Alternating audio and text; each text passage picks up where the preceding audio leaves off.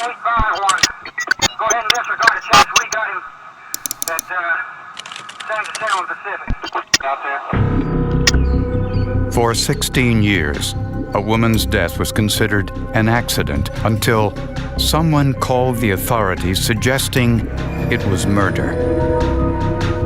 Before anyone could look into it, the person who called was murdered too. A coincidence? 42-year-old Barbara Purcell, an occupational therapist, worked here at the Rockford, Illinois health system. She was a strong, outgoing woman who loved to laugh. She was independent. She could be tough, too. She had always taken care of herself, but she was very caring. The people that she cared about, she would do anything for. On June 6, 2001, Barbara was scheduled to work the 7 a.m. to 3 shift, but she didn't show up.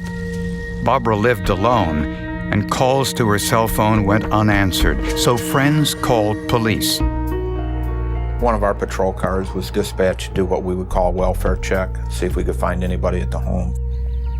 At first glance, the house looked undisturbed. The front door was locked, and no one answered the doorbell.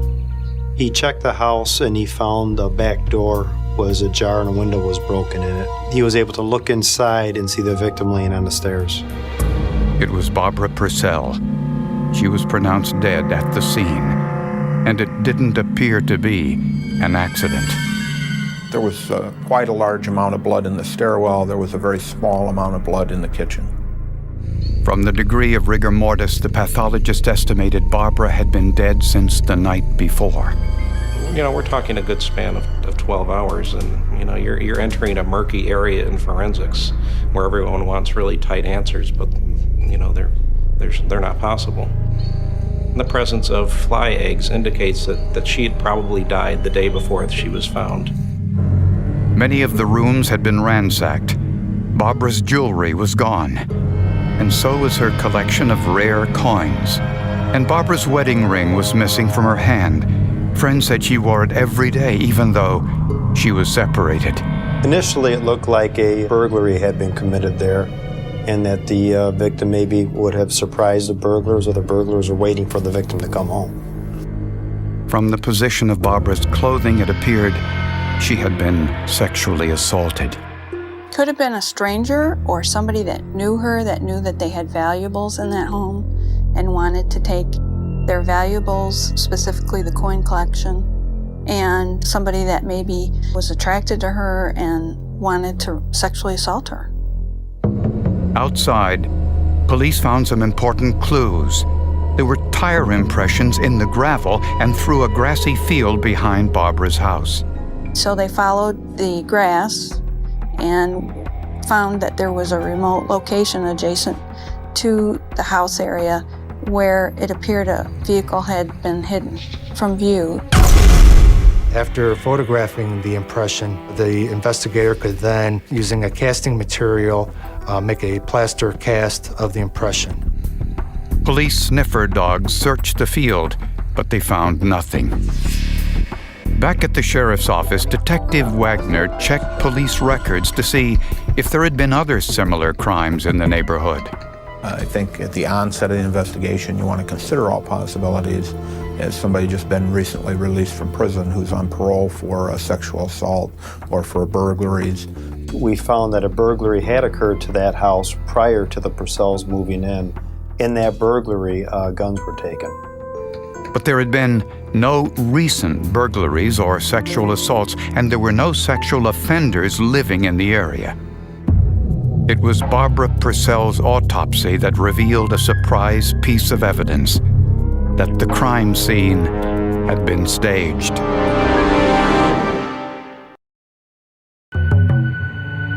The first lead in the Barbara Purcell murder case came from an unlikely source: her home telephone records for the afternoon of her murder.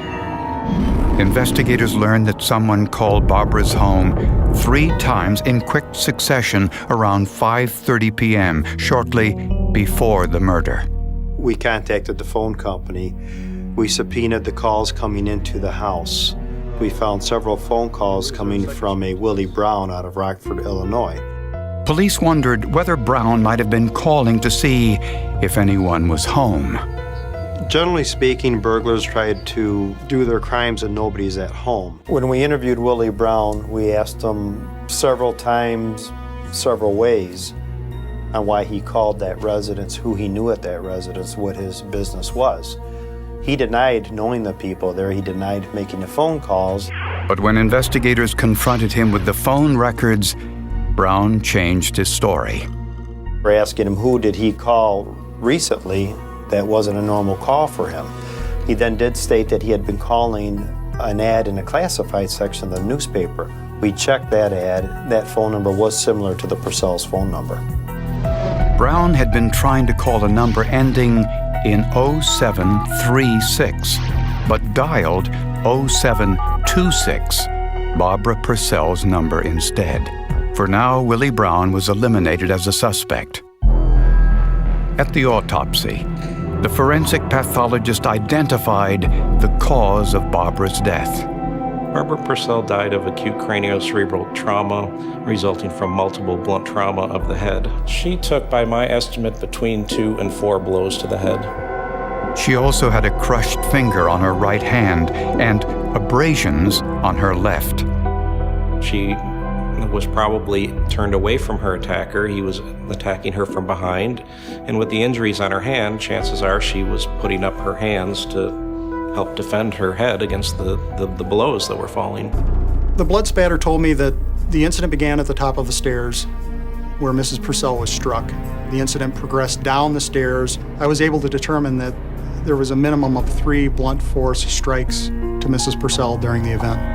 Since Barbara was found partially undressed, investigators assumed that she had been sexually assaulted, but the rape test kit was negative.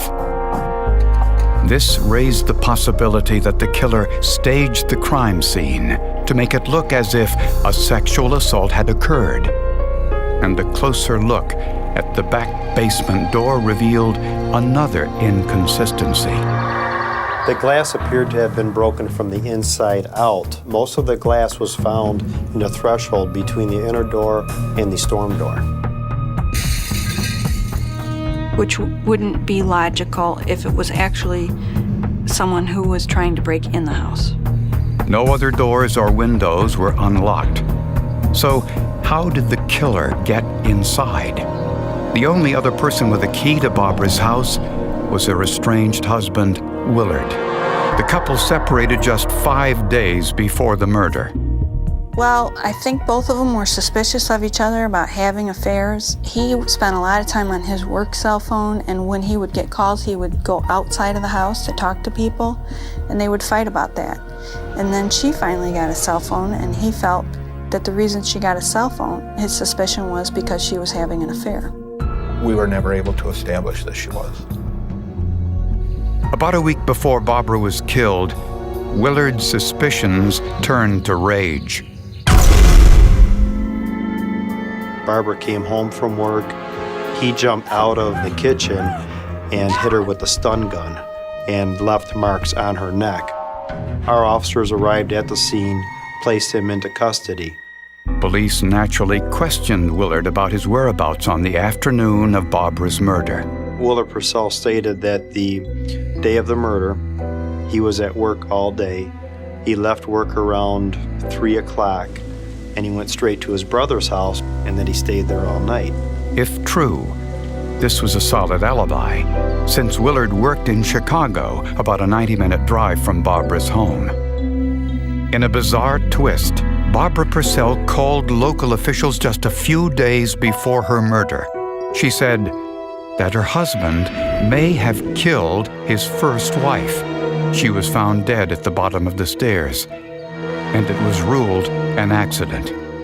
But before anyone could investigate Barbara's claims, she too had been murdered, ironically, at the bottom of a flight of stairs. When finding out about the first wife, my initial reaction was, of course, that he killed both of them.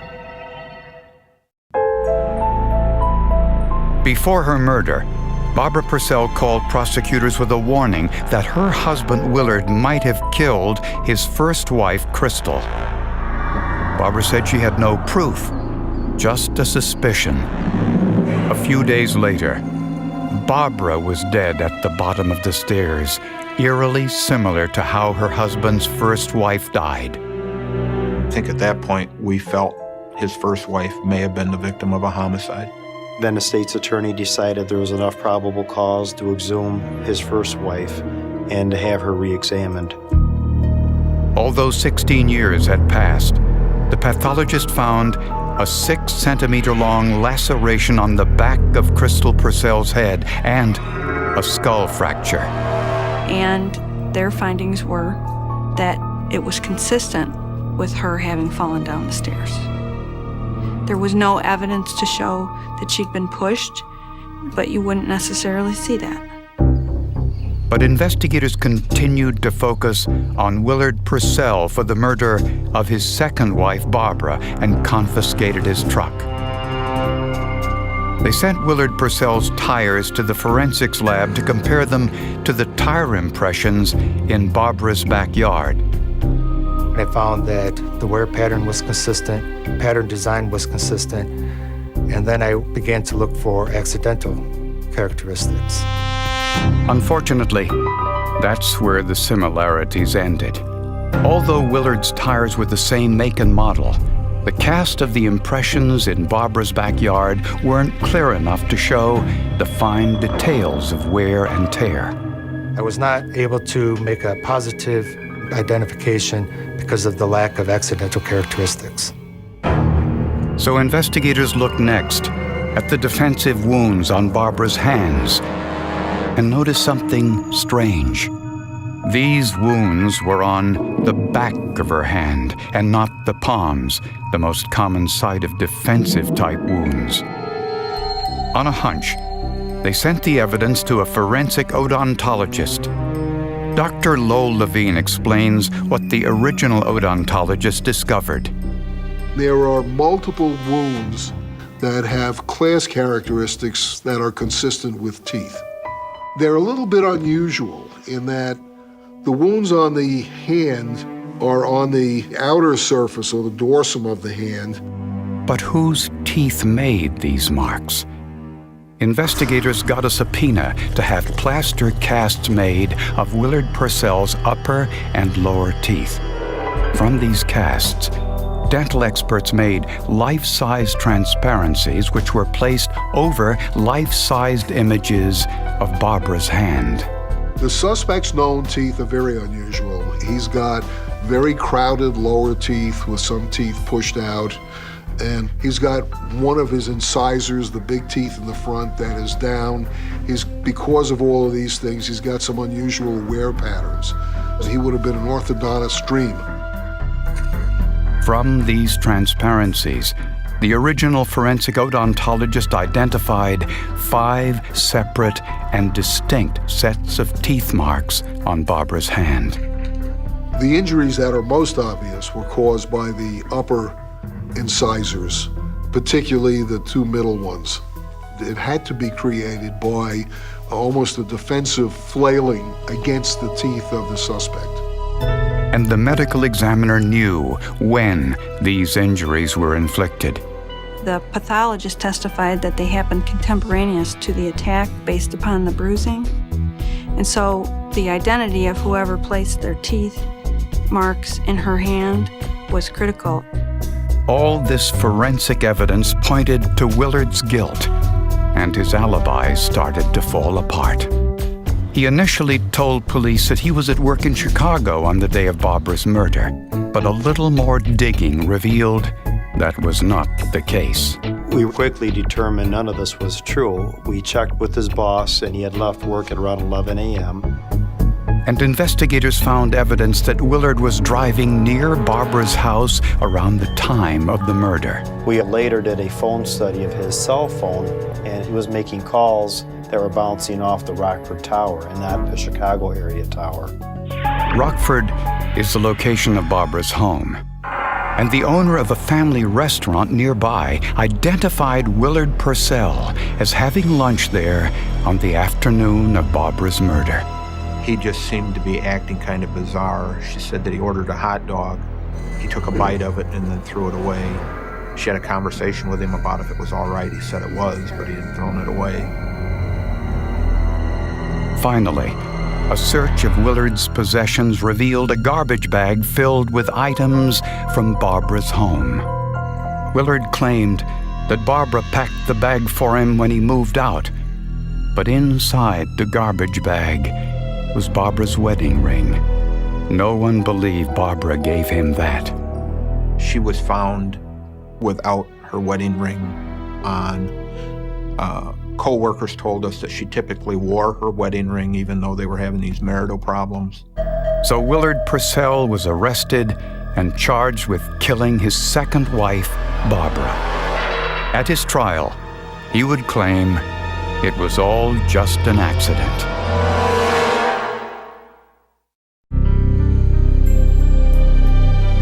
There's not a day goes by that I don't think about her and want to talk to her. Every time I read a good book, I want to tell her about it. And I want to tell her that she has 2 grandchildren now, and I miss her a lot. Barbara Purcell's estranged husband, Willard, was in prison awaiting trial for her murder. Investigators found evidence that their marriage had been deteriorating for years. They were not sleeping in the same rooms. They were growing more distance from each other. And I believe he sensed that she was going to be getting a divorce. I think probably the biggest motive for Willard killing his wife was not wanting to go through a divorce and have to take anything that he had earned throughout his life and divide it with her. The couple separated, and Willard physically assaulted Barbara in her home just a day or 2 after their separation. When Barbara reported the incident to police, Willard got angry. Several days later, prosecutors say Willard left work around 11 in the morning and drove 90 miles to Barbara's home.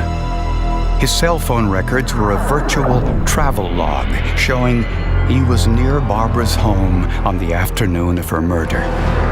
He hid his truck in the field behind Barbara's house, creating the tire impressions in the mud. He used his keys to gain entrance and waited for Barbara to come home from work.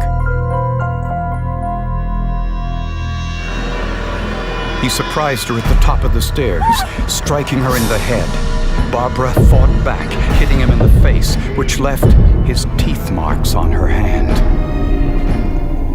He arranged her clothes to make it look like a sexual assault.